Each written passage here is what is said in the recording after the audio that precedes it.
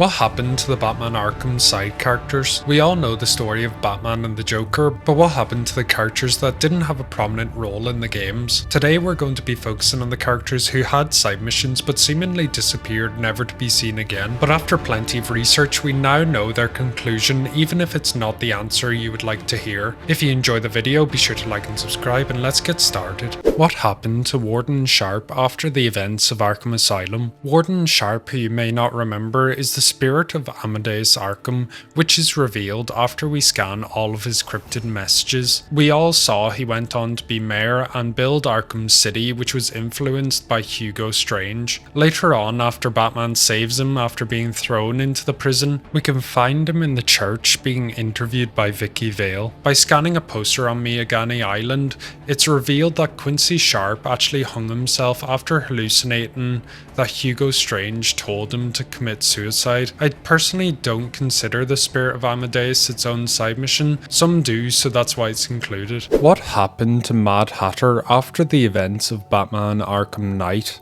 A character that I really enjoyed in the series, who I believe deserves a lot more credit, is Mad Hatter, as I felt that his side missions were excellent but easily forgotten. I remember how confused I was as a kid in Batman Arkham City when Batman took the cure that was sent to him, only to be knocked unconscious. The creepy tea party and having to fight Mad Hatter's mind control was really fun and well done, I believe. Then in Arkham Origins, we probably had the best Mad Hatter side mission out of all the games, and probably my favourite mission of that game, where we need to save Alice. The last time we see him in the games is when we defeat him in the Season of Infamy DLC after saving the police officers. Sadly though, Mad Hatter's story does not end here. If we take a look at the Suicide Squad Kill Arkham Asylum issue number 4, there's a riot in Arkham Asylum with the security protocol deactivated, meaning all the prisoners were set free from their cells. During these riots, Captain Boomerang runs into Crazy Quilt,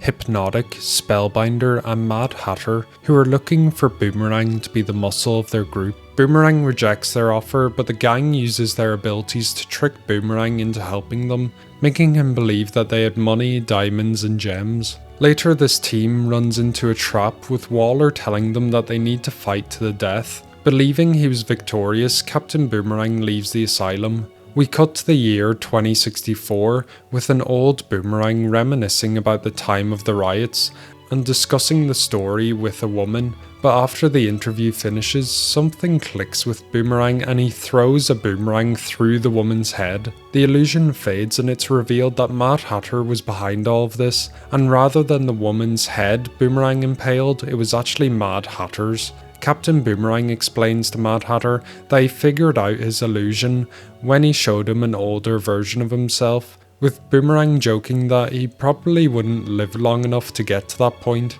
Mad Hatter's body drops to the floor, and this is the last image we see of him. This is a pretty disappointing end to Mad Hatter, who honestly had some of the best side missions in the Arkham games and didn't deserve to be killed off in the comics of a spin-off game in my opinion. If you're gonna kill off a big character like Mad Hatter, I personally feel like we need to see his death in-game. Riddler is one of the main villains in the Batman Arkham games who we all love and hate, but what happened to him after the events of Arkham Knight? Well, in the Catwoman's Revenge DLC set after the events of the Nightfall Protocol, Catwoman would get back at the Riddler for kidnapping her by taking all of Riddler's money and self-destructing his base of operations. Edward would later be able to escape from Arkham Asylum after apparently helping guards at the asylum cheat on their taxes, as he explained to the Suicide Squad in a call. How'd your lanky ass self get out of Arkham so fast? I helped some of the guards cheat on their taxes. Besides, I was only in there for a little misunderstanding with Catwoman. You do know she took all the money she stole from me and moved out of Gotham. During the events of Suicide Squad Kill the Justice League, Riddler explains that he was frustrated with the way that Amanda Waller chose Boomerang, Deadshot, Harley Quinn and King Shark over him for Task Force X, and planted riddles and challenges around Metropolis that the team would have to solve as Riddler hacked their neural bombs that would detonate if they did not complete them. It doesn't end here though, as for anyone that can completed all the Riddler challenges and collected all the Riddler trophies, they would unlock this final Argus tape with the Riddler wanting to speak to the new Joker. Joker, are you there? Well, call me back when you get a chance. It's Riddler. You know, I've been thinking, and I would like to discuss some matters with you further. Just call me back, will you? Now what this will be is unknown, but maybe they somehow plan on teaming them up for a post-Suicide Squad game, but it's strange for them to end on a cliffhanger to something that will probably be never mentioned again or followed up on. What happened to Deadshot after the events of Batman Arkham City? Now this is a confusing timeline, especially with the newly introduced Suicide Squad Kill the Justice League version of Deadshot. So for this video, when I talk about Arkham Deadshot, I will be talking about the Deadshot we meet in Arkham Origins in Arkham City. The first side mission where Batman fights Deadshot chronologically is in Origins, where Batman heads to an SOS broadcast where he is ambushed by a police helicopter. Before they can do much though, they are shot out of the sky. After a bit of detective work by Batman, he discovers that it was Deadshot that took out the helicopter. Batman follows the trajectory of the bullet, and after locating where Deadshot took the snipe from, he was able to find a bullet casing with a radio frequency which Batman decodes. Batman heads to the bank where we have a pretty fun boss fight, and after defeating him we tie him up and leave him for the police. In Batman Arkham City, we meet a man on a rooftop in distress. He explains to Batman that he believes Hugo Strange is after him, but before the prisoner is able to tell Batman what Strange was working on, he was assassinated by an unknown shooter, which we find out later is Deadshot, and after a few more political prisoners are assassinated, we gather more information where we find out that one of his last targets is Jack Ryder. After thwarting Deadshot's assassination attempt, we get a pretty lackluster boss fight, with Batman taking down Deadshot and locking him up in a carriage. Not much is known about Deadshot in the games after his last appearance in Arkham City. Sadly, in Suicide Squad Kill Arkham Asylum Issue 2, we get this version of Deadshot's conclusion. In the comic, we get a flashback to Suicide Squad's Deadshot, who has a target he needs to take out. But first, Suicide Squad's Deadshot wants to get some information from him, but before he can, a bullet ricochets off multiple surfaces and hits the target, killing him and his bodyguards. This 1v1 battle begins with Deadshot and this unknown shooter trading shots with Deadshot, noticing that this unknown shooter is nearly as good as him, a seasoned killer. Suicide Squad Kill the Justice League's Deadshot gets the upper hand though and shoots his opponent through the skull, but before he can confirm his kill, Green Lantern shows up to capture him and take him to Arkham Asylum. Looking at the Argus tapes, we get a bit more information about this fight with the interrogation scene with Iron Cash and Green Lantern. What the hell were you doing? What it took to get the other guy. This man was dangerous. Long as he was out there, none of you would... He was dangerous. You two blasted holes up through Midtown and then some. I was looking out for my kid. Space Force.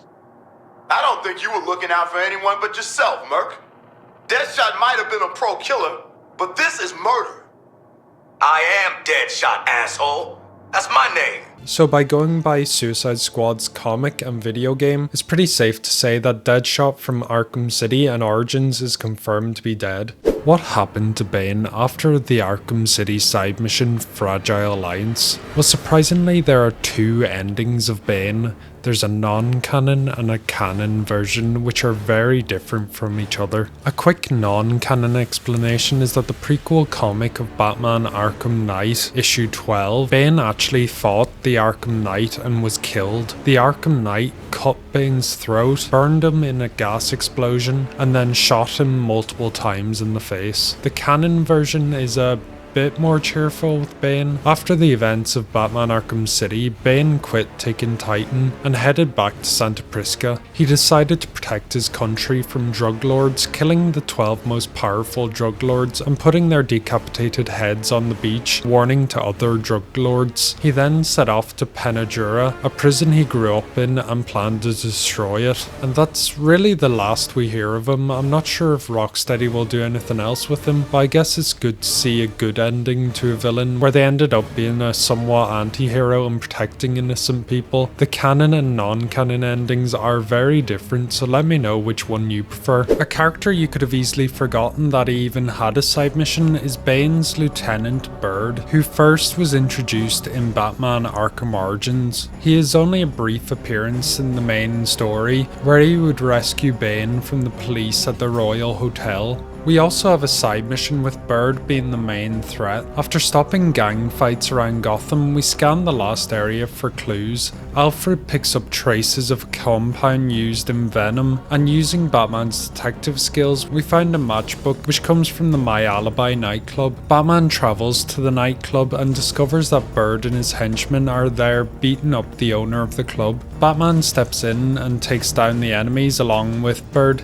He then orders Alfred to ring the GCPD to inform them of Bird and his men's location for them to collect. Spoilers for Batman Arkham Shadow though, as he actually makes an appearance in this game in Blackgate Prison when Bruce, disguised as much as Malone, delivers a package to him. Only a brief appearance, but a pretty memorable one, as Bird complains that the package is lighter than usual and refuses to pay. After Bruce beats him up, Bird gives Bruce the money, and that's basically his story currently, as he is not featured in the games after this, but he most likely escaped Blackgate during the riots. This next section will be voiced by Flourish, another YouTuber who you should definitely check out if you haven't already. And probably one of the biggest names on this list is the Penguin, as he's a character that is heavily featured in the main story of Arkham City and Origins, but also had a side mission in Arkham Origins and Arkham Knight, where you needed to destroy all of his weapon caches, and after defeating him in Knight, you're able to arrest him and lock him up in the GCPD. And after the Nightfall Protocol, we play as Nightwing, who finds out that Penguin's thugs are planning to break him out of the police station, but sadly for Penguin though, Nightwing isn't one to play nice, as he takes down all of his thugs, ruining Penguin's plans of escaping and returning him back to Aaron Cash. Penguin's story is continued though, but in a story that most people don't consider canon, which is in Suicide Squad Kill the Justice League. And for those of you that didn't play it, which I assume is probably most of you, Penguin is captured earlier on in the story and forced to team up with the Suicide Squad, as he supplies them with different upgrades like guns and grenades for their fight against Brainiac. And this is kind of a callback to Arkham Knight, where he was the primary supplier of weapons for the militia in that game. And after the Suicide Squad were able to finally defeat Brainiac, with the help of the Justice League of course, we get this cutscene where it's explained that Penguin, Hack, and Toyman actually managed to figure out a way to disable the bombs planted in their necks by Amanda Waller, meaning that they could escape freely. And that's pretty much the last we ever see of Penguin, so currently as it stands, he's free and could be anywhere at the moment. Will anything ever come of this? Probably not, as they basically undid everything they had done in Suicide Squad, but we may see a post-Suicide Squad game or comic that may explain what happens, but let me know what you guys think in the comments. And before I leave, I want to thank Foeinform for having me on this channel and being part of the amazing content that he produces here. And if you guys want more Arkham related stuff or just gaming in general, check out my channel, as I do 100% type videos on many different games, with my newest video being on Arkham Knight. If those of you that have played that game, you know how much of a hassle that is. So I'll hand the reins back to Fo, and thank you once more for having me on, and enjoy the rest of the video.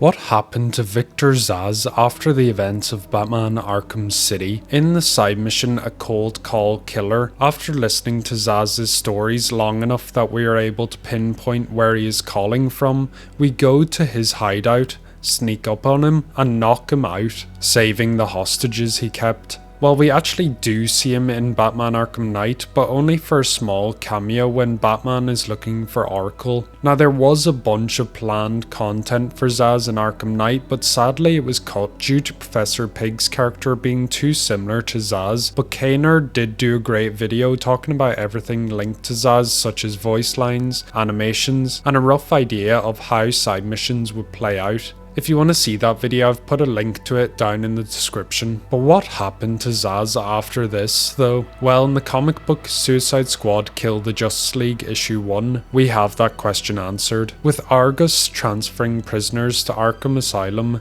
King Shark and Victor Zsasz step out of a truck. They're escorted to the entrance, where Zsasz tells King Shark that he may look tough but he sounds scared. King Shark rejects this idea, and Zsasz tells Shark that it's good that he's not got scared, as a scared little fish will not last long in Arkham. While Gordon and Waller are having a conversation, there's a loud chomp noise, and when they turn around they see that King Shark has blood around his mouth and Zsasz is now headless as his body flops to the floor, and that's basically the end of Victor Zsasz. Similar to Mad Hatter's end, I feel like it's pretty bad to kill off an OG character in the Arkham games in a spin-off comic, especially how there is no build-up or anything interesting to his death. I know he's not a big main character or anything, but he was the very first villain we went up against in Arkham Asylum, and probably for most people the first introduction to the character. I personally find him so scary as a kid, and have a lot of nostalgia playing the demo version of Arkham Asylum, so seeing him just killed off like it's nothing is kinda sad. But let me know what you thought of this.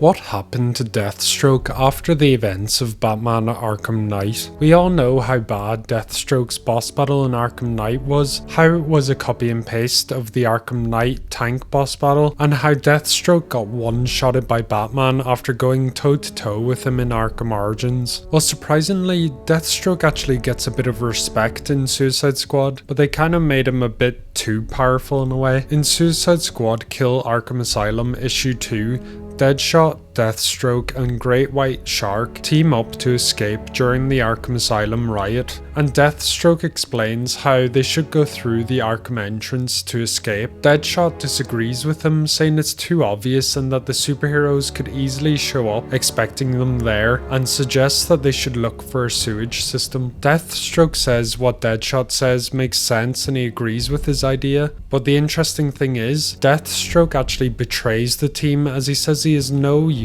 for either of them now and shoots Great White Shark in the head, killing him and injuring Deadshot. We fast forward to the last season of Suicide Squad Kill the Justice League.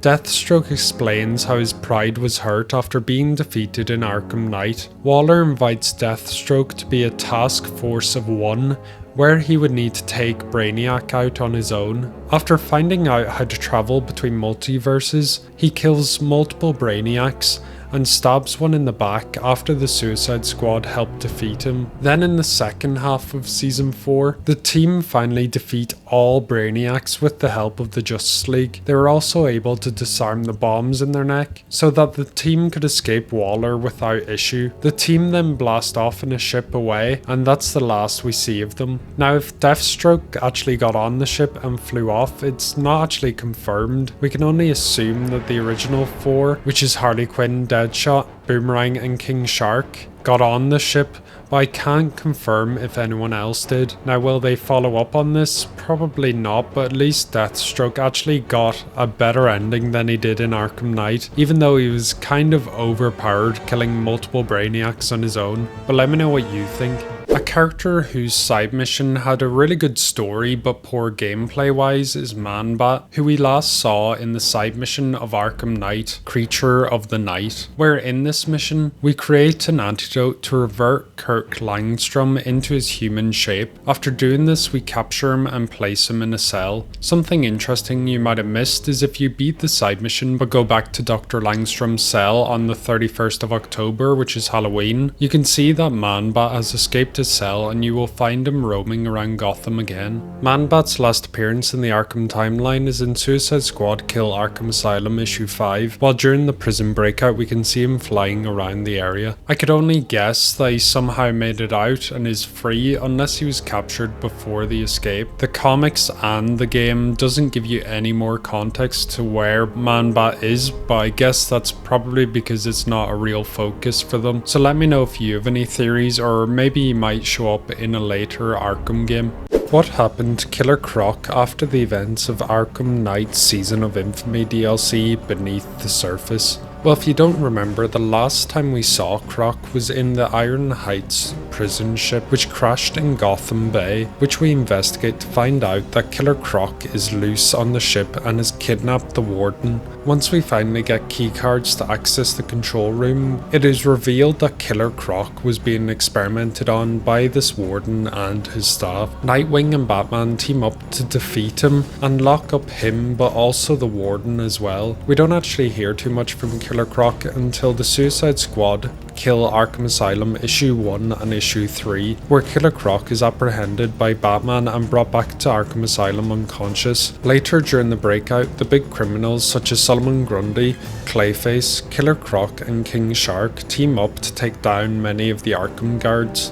After they had taken out the guards, the only people left to fight was themselves. King Shark makes a dash for the exit while Solomon Grundy and Killer Croc battle it out. Now this would be a pretty cool fight to see, and this is the last time we see of Killer Croc, but apparently there were rumours that if Suicide Squad Kill the Justice League was successful, then we would have gotten a year 2 featuring playable characters Katana, Gorilla Grodd, Black Manta, Poison Ivy and Killer Croc. How true this is, I can't really say, but I guess it would be pretty cool to finally get to play as Killer Croc, but let me know what you think. What happened to Anarchy after the events of Batman Arkham Origins? Anarchy is a character that had a side mission in Origins. There's not too much known about Anarchy, but you can actually find a radio which plays the GCR news, which Anarchy features on in Arkham Shadow, which at least lets us know that Anarchy didn't completely disappear after the events of Arkham Origins. Now there are some theories that Anarchy was killed by the Court of Owls, but nothing is confirmed. Here is everyone that had a side mission but either died or completely disappeared without an update since their last side mission.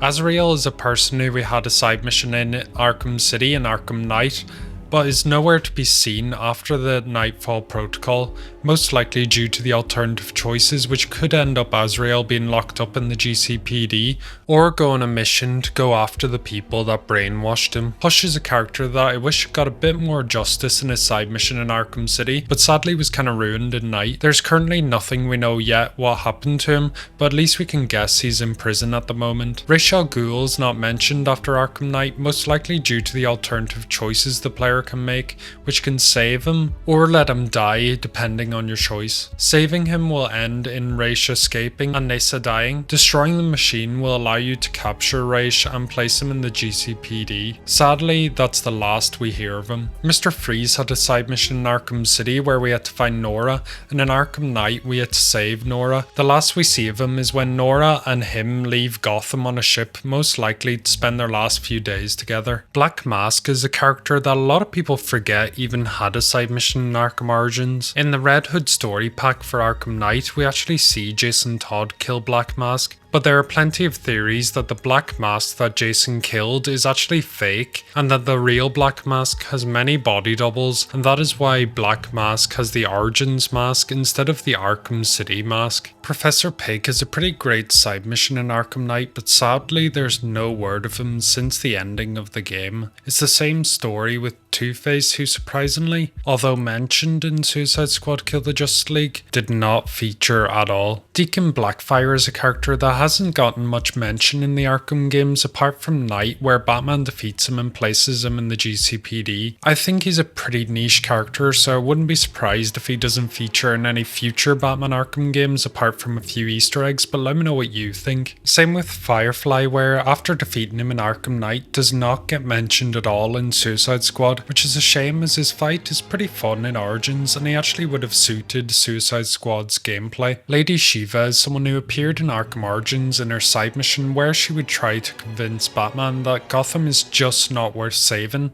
and should be destroyed. After defeating her, she disappears, never to be seen again in anything else. Maybe she might appear in a prequel game by Camouflage, but I guess we just have to wait and see. Cyrus Pickney is a character with a lot of mystery surrounding him and had a pretty great side mission in Arkham Origins. He does actually have an update in Arkham Shadow where you can find another grave for him, which Batman will say, "A second grave for Cyrus Pinkney. Outlived his 70. Was his vault in Burnley fake?" There's a lot of theories about Cyrus Pickney actually being Solomon Grundy, but I'd like to see more evidence before I be sure of that. Be sure to like and subscribe, comment down below what you liked or disliked about a character's conclusion. As I said, I wasn't really a fan of Mad Hatter or Zsasz going out like that, but as it's in the comics, it could easily be marked as non-canon if Rocksteady or another studio wanted to use that character in a later Arkham game. That's all for now. My name is Fo, and Slán.